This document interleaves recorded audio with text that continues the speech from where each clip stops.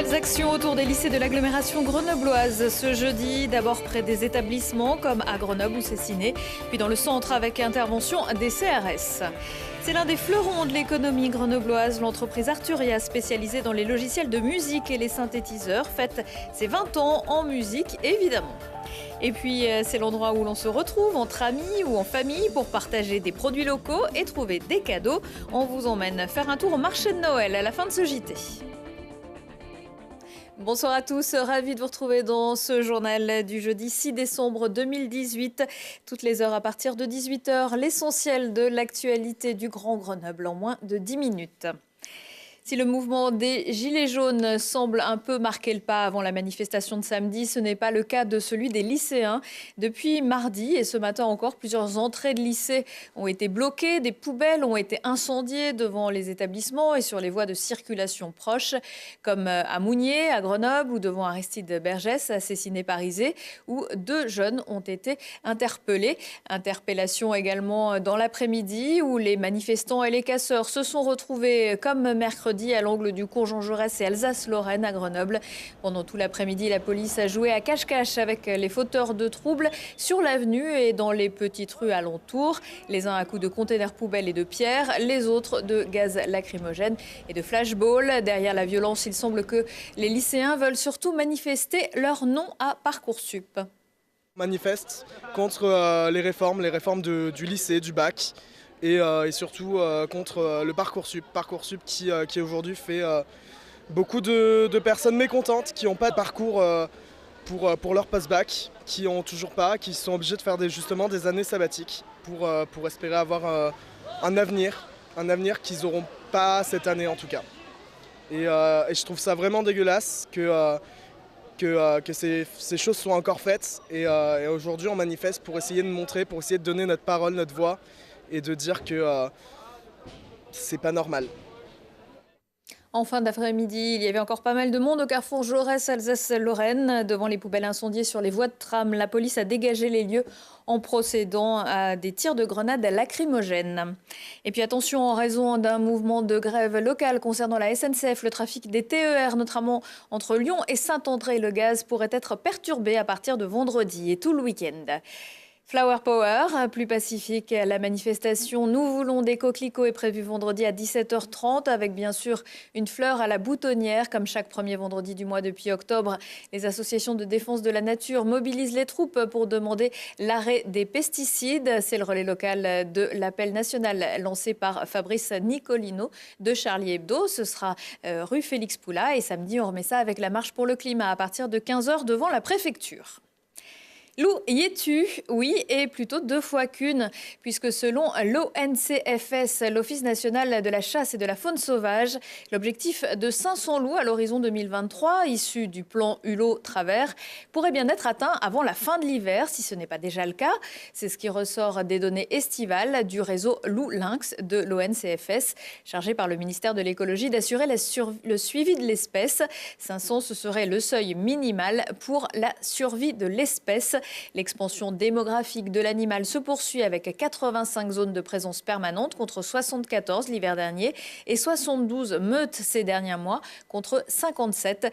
Dans le même temps, le plafond autorisé de 51 loups abattus depuis le 1er janvier a également été déjà atteint. Dans le Vercors, il y a des loups, mais pas encore des étudiants en cuisine. L'investisseur du projet de Centre international des arts culinaires, qui doit être construit sur l'ex-village olympique d'Autran, aurait du mal à boucler son budget. Résultat, la signature de l'acte de vente a déjà été reportée 3 fois. Dernière chance le 21 décembre à 16h. Un projet très important pour le Vercors, environ 80 millions d'euros, qui pourra accueillir sur 25 000 mètres carrés des cuisines, des salles de cours, une piscine, des serres ou de l'hébergement pour 300 personnes. Des chaînes hôtelières chinoises ont déjà marqué leur intérêt pour le SIAC. Si vous avez dans votre entourage des fans de musique, ils connaissent peut-être déjà Arturia. Née à Mélan et toujours installée là-bas depuis, l'entreprise s'est spécialisée depuis 20 ans dans le développement de logiciels de musique et propose également des synthétiseurs. Présents dans une soixantaine de pays, Arturia pousse aussi la note du côté du chiffre d'affaires. 15 millions d'euros en 2017, probablement 26 millions cette année. Présentation de ces innovations avec Charlotte Faulkner. Quel est le point commun entre Dépêche Mode, Moby, Pink Floyd, un youtubeur ou encore un musicien amateur? Ils utilisent tous des contrôleurs Arturia, des outils qui s'adaptent dans tous les domaines de la musique. On veut que les produits soient utilisables pour tous, pour des débutants, mais aussi que des artistes professionnels connus dans le monde entier puissent soit préparer leurs titres, leurs singles, leur musique depuis leur studio, mais aussi en live. Et c'est ça toute notre force, c'est qu'on est capable de pouvoir proposer une continuité dans toute notre gamme de produits. Des produits qui se veulent faciles d'utilisation avec un travail important fait sur l'ergonomie. Et pour perfectionner ces innovations, Arturia possède même un studio. C'est ici que sont testés et validés les derniers produits développés comme ce contrôleur. Ça s'appelle le Keylab 2e édition. Et en gros, c'est juste un contrôleur qui va permettre de contrôler ce qui se passe sur mon ordinateur qui est là. Et ce clavier et tous ces contrôles vont permettre en fait de vraiment éditer les sons pendant qu'on est en train de jouer dessus et de synchroniser l'ordinateur et la machine.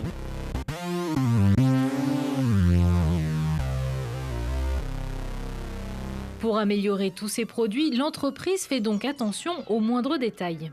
Je pense que nous, là où on se focalise le plus, c'est vraiment l'intégration avec le logiciel, quoi.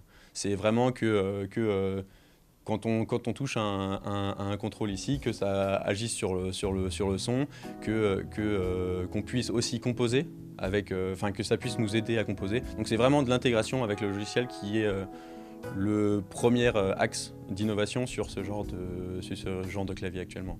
Qui dit différents utilisateurs dit différentes gammes de prix, des 70 € pour le premier prix jusqu'à 2000 € pour les modèles haut de gamme. En tout, Arturia possède même près de 150 bêta-testeurs dans le monde.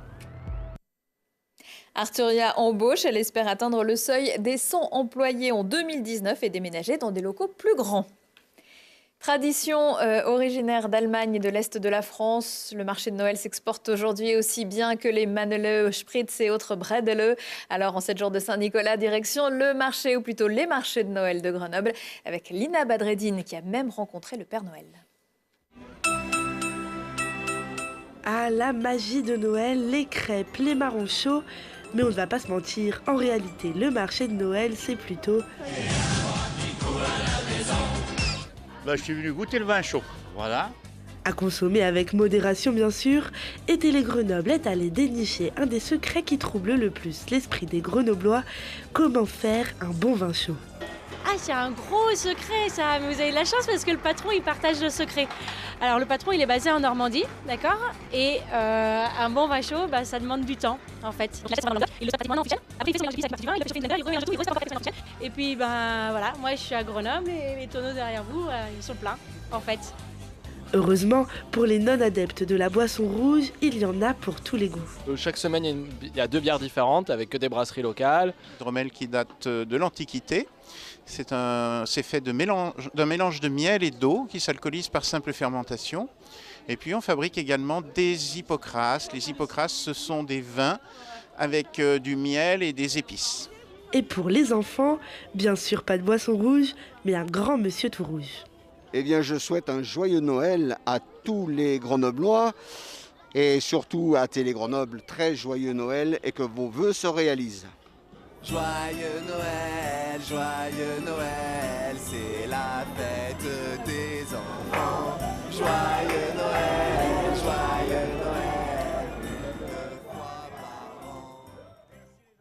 an. Voilà, des boissons à consommer avec modération, comme Lina Badreddine l'a sans doute fait pour réaliser ce reportage. Ce n'est pas très catholique, mais les marchés de Grenoble resteront ouverts cette année jusqu'au 30 décembre. Parmi les animations, vendredi soir, un concert rock à partir de 19h sur la place Docteur Martin. Première course et première victoire de la saison pour Martin Fourcade grâce à un 20 sur 20 au tir, mais dans des conditions de glisse difficiles et une neige dégradée. L'Isérois, quintuple champion olympique, a remporté la poursuite individuelle de Poklushka. C'est en Slovénie avec seulement 4 secondes d'avance sur l'Allemand Kuhn. Déception chez les filles. La première française Anaïs Chevalier des 7 lots prend la 17e place de l'individuel. Et puis encore un petit mot de sport pour vous dire que le FCG affrontera Agen vendredi à 20h45 au Stade des Alpes pour le compte du Challenge Cup. Et puis il y aura également du hockey sur glace. Les BDL recevront à Nice. Vous êtes invités à jeter des peluches dès le premier but des Grenoblois, des peluches qui seront offertes aux enfants du Secours populaire. À 20h15 et 23h15, si on parlait, aujourd'hui Thibault Leduc et ses invités parleront de l'incroyable histoire du facteur cheval, de son palais idéal érigé aux frontières de notre département et de la réalité virtuelle qui est en train de révolutionner l'univers du jeu vidéo. Prochain rendez-vous avec l'actu dans 1 heure et en replay sur télégrenoble.net. Très belle soirée à tous.